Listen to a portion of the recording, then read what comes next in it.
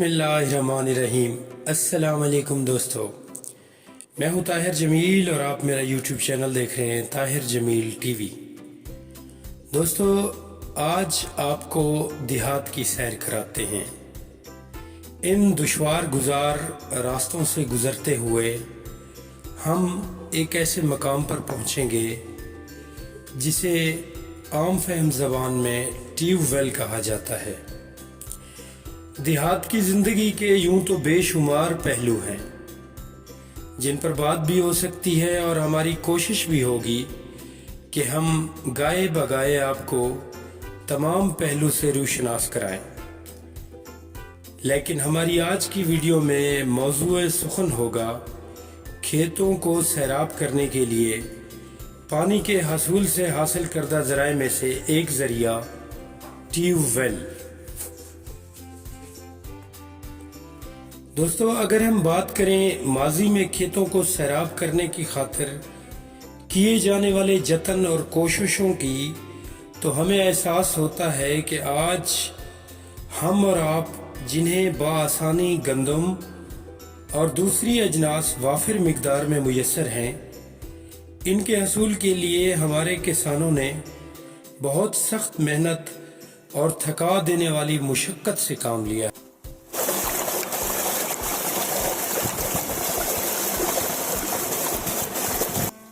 شروع میں زمینوں کو سیراب کرنے کے لیے محض ایک ہی ذریعہ ہوتا تھا، اور وہ ہوتا تھا بارشوں سے جمع ہونے والا پانی، جسے انتہائی مشکل اور کٹھن محنت کے بعد ایک مقام پر یکجا کیا جاتا تھا، اور پھر قریب کی تمام زمینوں کو پانی فراہم کر کے ان بنجر زمینوں میں رب تعالیٰ کے حکم سے دعا گو ہو کر نئی روح پھونکنے کی کوشش کی جاتی تھی، اور یوں موسم کے لحاظ سے مختلف وقتوں میں مختلف فصلیں ہمیں حاصل ہو پاتی تھیں۔ تمام فصلوں پر مکمل تفصیل کے ساتھ ویڈیوز ہم آنے والے وقتوں میں آپ کے سامنے لاتے رہیں گے، مگر آج ٹیوب ویل جہاں نصب کی جاتی ہے، جن کھیتوں کو سیراب کرنے کے لیے نصب کی جاتی ہے، وہاں پھلتی پھولتی زندگی پر ہماری یہ ویڈیو مرکوز رہے گی۔ دوستو، آگے بڑھنے سے پہلے وہی چھوٹی سی ریکویسٹ، اگر آپ نے ابھی تک ہمارا چینل سبسکرائب نہیں کیا تو طاہر جمیل ٹی وی کو سبسکرائب کریں، اپنے دوستوں کے ساتھ شیئر کریں اور لائک کریں۔ عام طور پر زیادہ بڑا زمیندار اپنی زمینوں کے مختلف فصلوں کے حصول کے لیے اپنی زمین کے ایک حصے میں جہاں سے مکمل زمین کو کاشت کرنا ممکن ہو اور پانی کی فراہمی نسبتاً آسان ہو، وہاں ٹیوب ویل نصب کرتا ہے۔ ٹیوب ویل کا نصب ہونا نہایت مشکل اور پیسہ طلب کام ہوتا ہے۔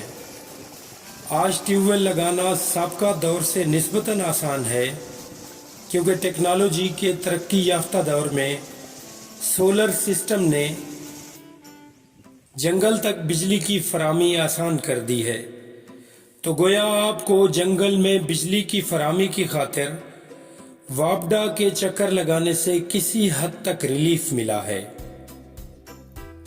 ٹیوب ویل پر موجود خوبصورت سما اور جنگل میں منگل کی بات کرتے ہیں۔ ٹیوب ویل کا جنگل میں نصب ہونا گویا نئے شہر کے بسنے کی نوید سناتا ہے۔ جہاں بنجر زمینوں میں زندگی کی کونپلیں پھوٹتی ہیں، وہیں مختلف چرند پرند کو جینے اور پھلنے پھولنے کے انتہائی مناسب اور سازگار ماحول میسر آتا ہے۔ ہمیں اس ٹیوب ویل پر مختلف اقسام کی مرغیاں نظر آئیں، اس کے علاوہ کبوتر اور اعلیٰ نسل کے کتے بھی دکھائی دیے، جو شاید خونخوار جنگلی جانوروں سے اپنے پالتو جانوروں کو بچانے کے لیے حفاظت کے لیے مامور ہوئے ہیں، اور وہیں مختلف قسم کے شکار کے لیے بھی کام میں لائے جاتے ہیں۔ ہم ذرا آگے بڑھتے ہیں तो हमें एक खूबसूरत घोड़ी भी नज़र आती है और उसका दूध पीता बच्चा भी शोखियाँ और अटकेलियाँ करता हुआ अपनी माँ के करीब करीब घूमता दिखाई देता है। इसके अलावा देहाती ज़िंदगी में इस्तेमाल होने वाली ऐसी अनमोल इजादात जिन पर नज़र पड़ती है तो जैसे गुजरा वक्त अचानक याद आ जाता है।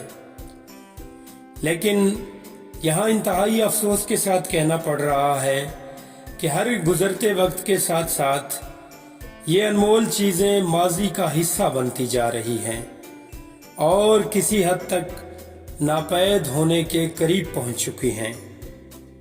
लेकिन हकीकी मानों में इंसान ने जब भी तरक्की की है तो वो इन्हीं इजादात को लेकर की है, तो लिहाजा ये हमारा असासा और रिवायात हैं और हमें किसी तौर भी इन्हें भूलना नहीं चाहिए।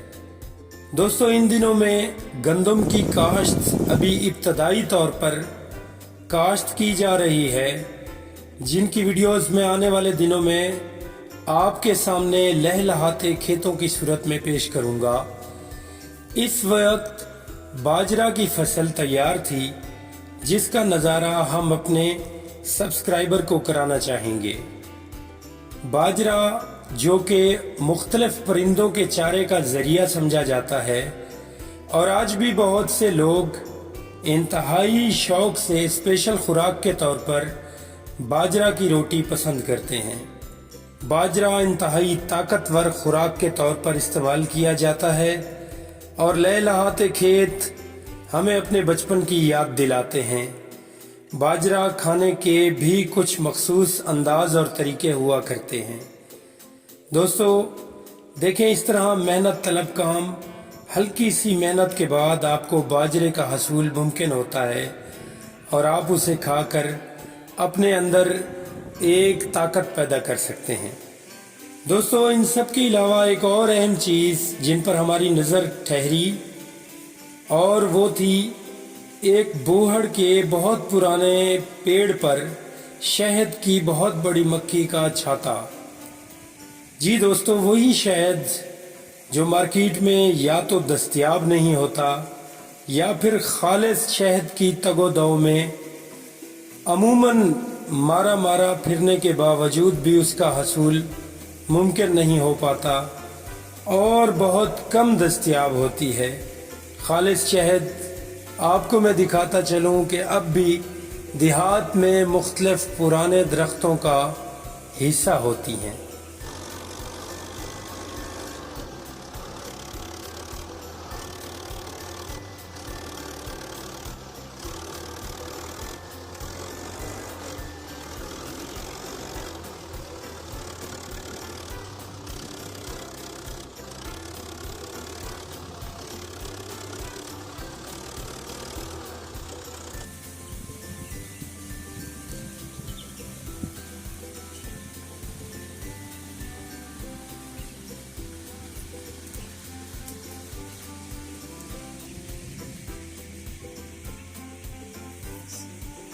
दोस्तों वापस आते हैं अपने ट्यूबवेल के टॉपिक की जानिब।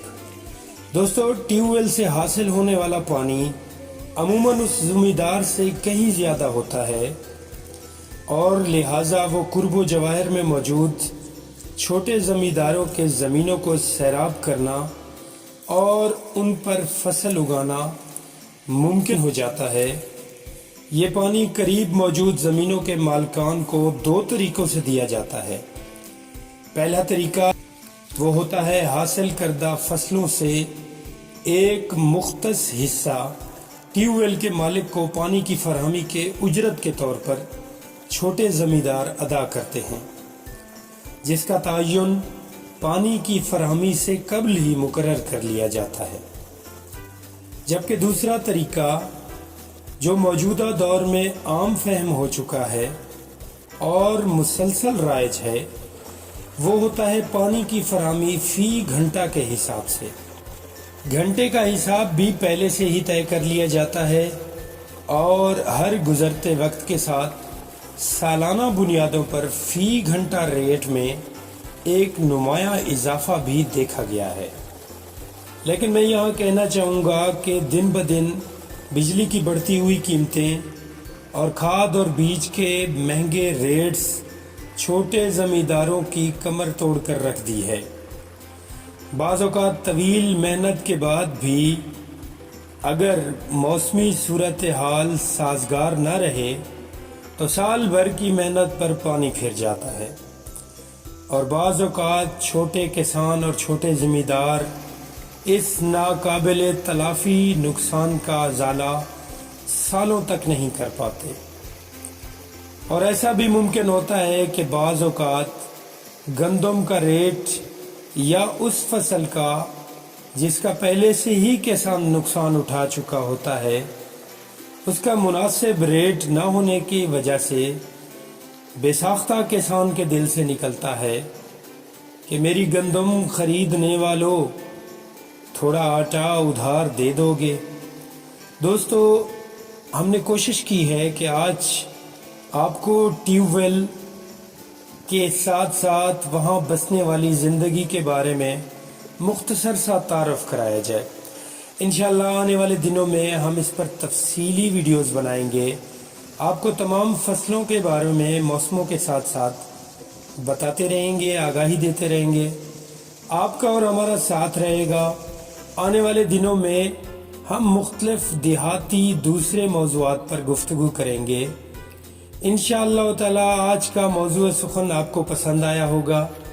آنے والے وقتوں میں کسی اور ویڈیو میں کسی اور موضوع کے ساتھ ہم کلام ہوں گے، تب تک اجازت دیجیے۔ اللہ نگہبان۔